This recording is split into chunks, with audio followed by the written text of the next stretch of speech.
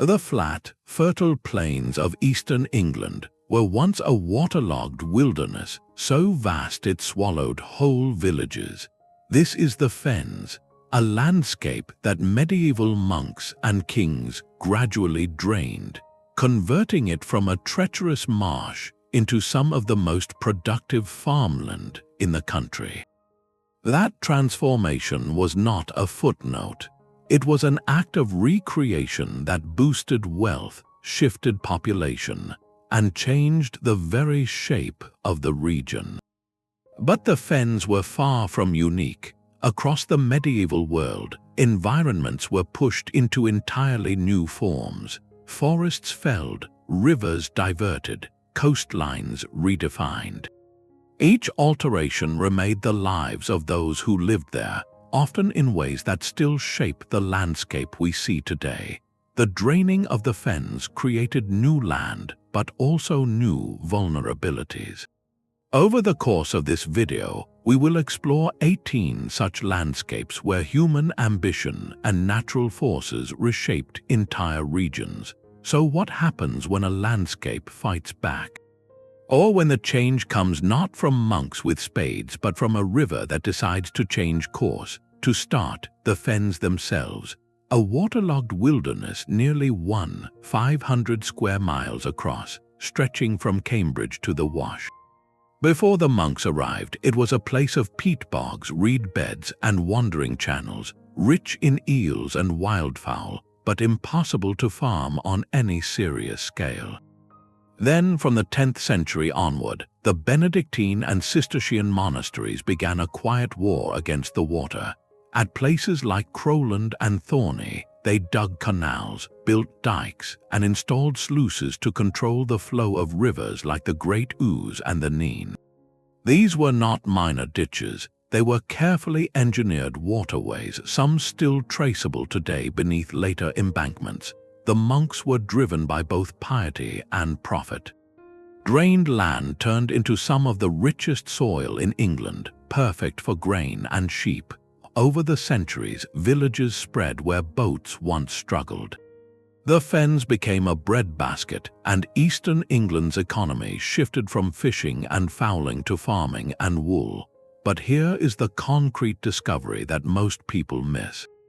Much of that medieval drainage network still works. Hidden beneath modern roads and pastures, the channels of medieval monks continue to carry water away from the land. The flat, fertile fields you see today are not natural. They are a medieval invention, still draining, still shaping the region. But not every medieval landscape was reshaped by monks and kings acting alone. In northern Italy, the transformation of the Po Valley came from something different: communal effort. Before the great canals, the valley was a treacherous floodplain, its rivers shifting with every spring melt, turning fields into swamps and limiting settlement. From the 11th century onward, the cities and monasteries of Lombardy began to dig. They carved a network of canals called navigli, designed not just to drain water but to move it. The most famous early example is the Naviglio Grande, begun around 1179, which channeled water from the Ticino River toward Milan. This was engineering on a civic scale. The canals turned water from a threat into an asset. They irrigated fields for wheat, vines, and later rice, allowing year-round cultivation. They also became highways for trade, connecting Milan to the Po and eventually to the Adriatic. The result was a landscape transformed into a grid of watered fields and transport routes, a human-designed machine that sustained dense urban populations. Where the Fens became a breadbasket shaped by monastic authority, the Po Valley became a wealth maker shaped by communal enterprise. And the landscape today, with its orderly canals and fertile plains, is not natural at all. It is a medieval invention still flowing. In the 1070s, William the Conqueror designated over 200 square miles of southern England as forest. That word meant a legal hunting ground, not necessarily woodland. He evicted entire villages, converted arable land into heath, pasture, and coppice, and created a landscape that would sustain deer and boar for royal hunts. The Domesday Book records the depopulation, the lost tax revenue, the abandoned churches. Then came the forest laws, among the most hated Norman innovations. Killing a deer carried harsh penalties. Local farmers could no longer clear land, graze freely, or cut timber without royal permission. The result was a landscape that looked wild but was anything but natural. It had been sculpted by power. That landscape, the New Forest, survives today, though much replanted and reshaped by later centuries. The complication lies in what was created. A place of enforced emptiness, a royal playground etched onto the countryside. It became a symbol of Norman authority, but also a stage for defiance. The very forest designed for pleasure bred long simmering resistance over who really owned the land. That tension between royal design and local need would not fade quickly. In the 10th century, Norse settlers reached Greenland, finding green fjords, birch and willow groves, and pastures promising for their sheep and cattle. Within a few generations, they cleared native scrub and turned vast areas over to grazing. The soil beneath was thin, fragile, largely glacial till overgrazing loosened the topsoil and a cooling climate accelerated the damage. Wind and water swept the exposed earth away. By the 13th century, archaeological evidence shows farms buried under wind-blown sand. Hillsides that once supported hay meadows became bare rock. The eastern settlement, once home to hundreds of prosperous farms, shrank and finally fell silent by the mid-15th century. The people could not see the change coming, or perhaps could not stop it. They kept grazing and cutting, locked into a system that consumed the land beneath them. The soil erosion stripped the fertility from slopes, turning productive fields into sterile gravel. What remained was an Arctic heath, too barren for even the hardiest survivors. The Norse colony became a ghost landscape, a permanent alteration born from human ambition exceeding the land's capacity. The transformation was not subtle. It was a slow-motion collapse written into the very earth. Those who stayed watched their world turn to sand and stone, unable or unwilling to adapt until it was too late. The farms sat empty, the fjords silent, and the land reclaimed by a cold, unforgiving wilderness that bore little resemblance to the green promise the first settlers saw. That reshaping, irreversible at the time, stands as a stark reminder of how quickly human choices can redraw the boundaries of survival. During the 11th to 13th centuries, a prolonged period of aridification pushed the Sahara's southern boundary further into West Africa. The Sahel, a band of grassland that had supported powerful empires like Ghana and Mali, began to dry. Lush pastures gave way to scrub, then to desert fringe. This was a slow, relentless expansion of sand and heat across millions of square kilometers. Lake Chad, once a vast inland sea, shrank dramatically. Historical accounts describe declining harvests and shifting settlements. The empire's wealth came from gold traded from the south and salt from the north, carried along routes that crossed the grasslands. As the desert advanced, those routes shifted. The gold fields of Bambouk and Bure became harder to reach, and the economic center moved westward toward the rising Mali Empire. Entire populations migrated, seeking water and arable land. The Sahara's expansion did not erase the Sahel, but permanently redrew its boundaries and the livelihoods of the people who lived there. The practical consequence was stark. Kingdoms that adapted survived, those that could not withered, but not all landscape transformations unfolded over centuries. In 1194, the Yellow River of northern China demonstrated how a single season could erase what generations had built. The river carried immense silt from the lowest plateau, raising its bed until it flowed above the surrounding plain. By the late 12th century, it was a suspended threat restrained only by high dikes. Then came torrential rains. The silt-choked river burst its banks in a full-scale diversion, abandoning its northern course to the Bohai Sea and flowing south into the Huai River basin. The new channel carved through densely populated farmland. Settlements were lost, farmland submerged, and the food system disrupted. Millions were displaced.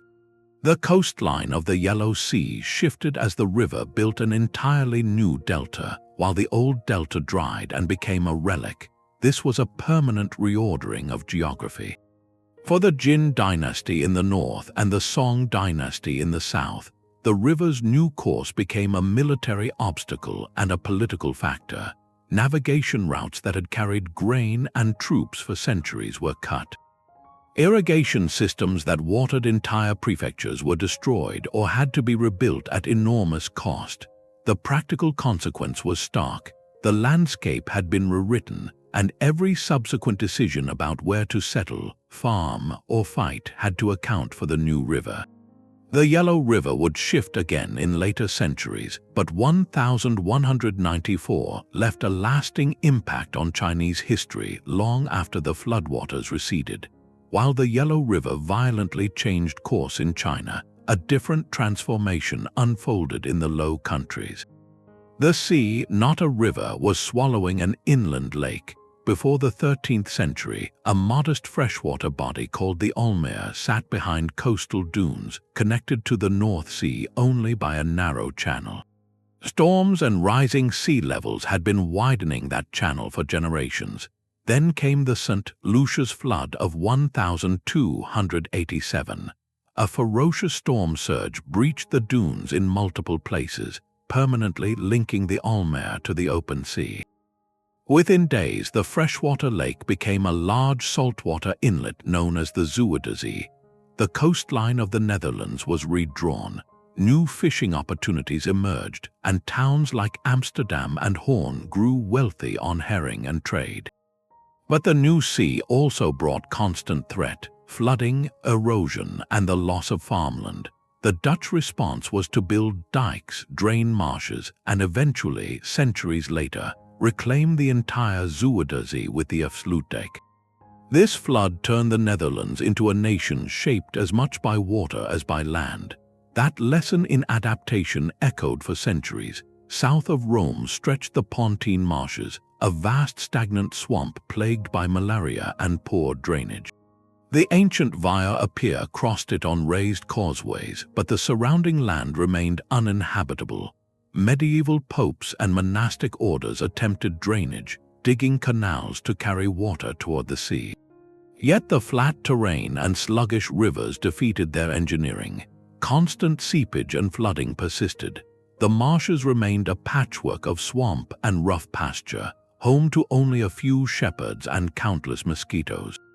Full reclamation would wait until the 20th century, but the medieval efforts left visible traces: networks of abandoned cuts and half-finished channels, monuments to ambition that met its match. So what happens when a landscape stubbornly refuses to be reshaped by human will? When even determined efforts fail to take hold? The question of failure lingers, but the story of the Andes offers a different answer. High in the Peruvian mountains, the Inca did something that the medieval engineers of the Pontine Marshes could not. They reshaped an entire mountain range. Between the 12th and 16th centuries, they carved step after step into the steep slopes, building terraces known as Andines. These were not simple stone walls. Each terrace filled with layers of gravel, sand, and topsoil, creating a deep, well-drained bed. Canals carried meltwater from high glaciers down through a cascade of channels, feeding each level precisely. The result was a series of microclimates. One terrace might grow maize, the next above it quinoa, the next above that potatoes, each altitude giving a different crop. The terraces prevented erosion, held moisture during dry spells, and allowed farming at elevations above 4,000 meters, where agriculture would otherwise be impossible. The effect on the landscape was permanent. The entire sacred valley became a green staircase, visible for miles. Today, many of those terraces remain in use, still irrigated by canals built centuries ago. Where the Pontine Marshes defeated human ambition with waterlogged resistance, the Inca turned a vertical wilderness into a shelf of fertile soil. And that transformation did more than feed an empire. It literally reshaped the contour of the Andes. The cedar forests of Lebanon had been famous since antiquity, but medieval demand left a permanent mark. Crusader fleets, Italian shipbuilders, and Egyptian navies needed timber for warships and trade, and cedar was the ideal wood. By the 13th century, entire mountainsides were cleared. Without the tree roots to hold soil, erosion turned slopes into rocky ground. The traveler Ibn Battuta visited in the 14th century and noted how much the forests had shrunk. The loss went beyond appearance. Water retention declined, streams dried faster, and the Levant became drier and more vulnerable to erosion. The economy shifted as timber exports fell. Today, only a few relic groves survive. They are remnants of a landscape reshaped by geopolitical competition. What appears a timeless mountain range is in fact a scarred terrain, a reminder that even enduring forests can be erased in a few centuries of relentless demand. Even more ambitious was the Khmer Empire's transformation of a floodplain forest into a water-controlled machine that supported one of the largest urban complexes of the pre-modern world. From the 9th century onward, Khmer kings built enormous reservoirs called barrays, some stretching over 8 kilometers in length, along with a web of canals, moats, and embankments. This system captured monsoon rains and diverted water from the Tonle Sap and Mekong rivers, enabling 3 rice harvests a year. The landscape was redrawn. Temple complexes like Angkor Wat sat at the center of a grid of waterways that defined the flow of both water and power. Forest became farmland. Seasonal floods became predictable irrigation. Modern LiDAR scans have revealed the true scale. A vast network of linear channels and former reservoirs lies hidden beneath the canopy. This was not a city built in the jungle, but a jungle shaped into a city.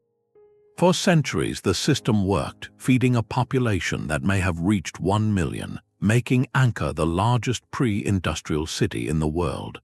But the very ambition that created it also contained the seeds of its undoing. The massive water infrastructure required constant maintenance. As forest was cleared for agriculture, soil erosion clogged canals, silt built up. By the 14th and 15th centuries, droughts and floods became more damaging, and the rulers could not adapt quickly enough. Eventually, the hydraulic network failed, and the landscape began to change in reverse. The jungle crept back over the water channels and reservoirs, swallowing the city and transforming the engineered plain into forest once more. Centuries of irrigation in Mesopotamia had a hidden cost.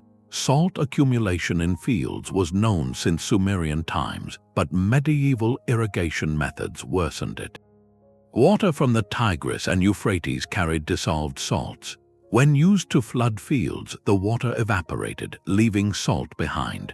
Poor drainage and silting canals made flushing the salts away increasingly difficult. Over generations, the soil became saline. Wheat, a sensitive crop, began to fail. Farmers switched to barley, which tolerates more salt, but yields recorded in Abbasid land registers declined decade after decade.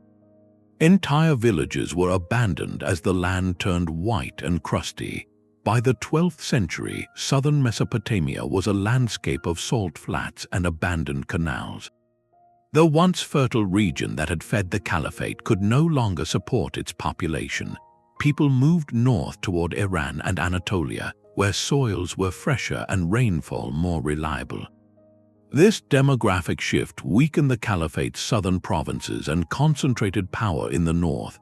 Baghdad, sitting at the center of a failing agricultural heartland, lost its economic foundation. Its power declined not from a sudden flood or invasion, but from a slow chemical change that had crept through the soil. The landscape was altered so thoroughly that it could no longer sustain the civilization it had created. The Venetian Lagoon is a hybrid landscape born of natural silting and storm surges. then endlessly reshaped by its inhabitants. It existed in Roman times, but its modern form emerged during the medieval period. Major floods, notably the Great Inundation of 1240, combined with the shifting Brenta and Sile rivers, enlarged the basin and created new islands. The Venetians did not simply accept this geography.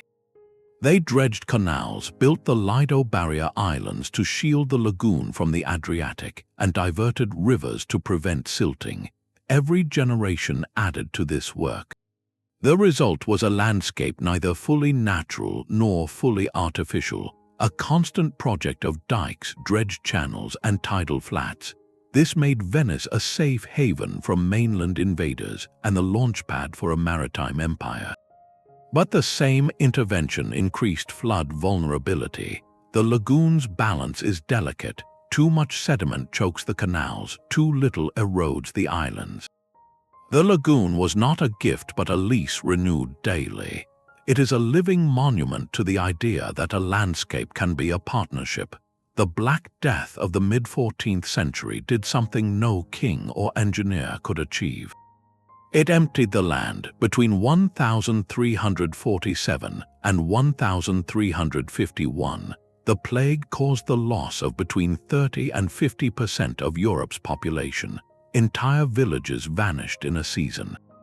Fields that had been plowed for generations simply stopped being worked. Without farmers to maintain hedges, clear ditches, or dig the soil, the land began to revert. Thorn scrub crept in from the edges. Birch and oak seedlings took root in abandoned strips. Within a generation, much of lowland England, northern France, and Germany saw the return of woodland on a scale not witnessed since the early Middle Ages. Consider Warham Percy in Yorkshire, once a thriving agricultural settlement. After the plague, its tenants drifted away. The fields became pasture, then rough grazing, then forest. Today, Warham Percy is grass-covered foundations, one of thousands of deserted medieval villages across Europe. This reforestation was not a return to an ancient past but created new ecological conditions. Soil profiles changed as leaf litter accumulated. Wildlife, including wolves and boar, expanded their ranges. The regrowth may have absorbed enough carbon dioxide to cause a slight cooling of the climate. What makes this event different from the draining of the Fens or the building of Venice is the direction of change, driven not by ambition but by catastrophe. And it was not reversed. When population rebounded centuries later, those abandoned fields did not all return to cultivation. Many became permanent woodland, heath, or pasture. The plague redrew the map of rural Europe, and that map never fully restored itself. But while the plague was allowing forests to reclaim the north, in another part of Europe the forests were falling with relentless purpose. Sicily, at the center of the Mediterranean, had once been heavily wooded. Its slopes were covered with oak, beech, and pine. When the Normans conquered the island in the 11th century, they inherited those forests and began to consume them. The kingdom needed ships for its navy and for the Crusader fleets, and it needed charcoal for the metal smelting that fueled its military and economy. The logging was intense and systematic. By the time the Hohenstaufen emperors took over in the 13th century, the clearing had accelerated. The result was not just a loss of trees. Without forest cover to hold the soil, erosion set in.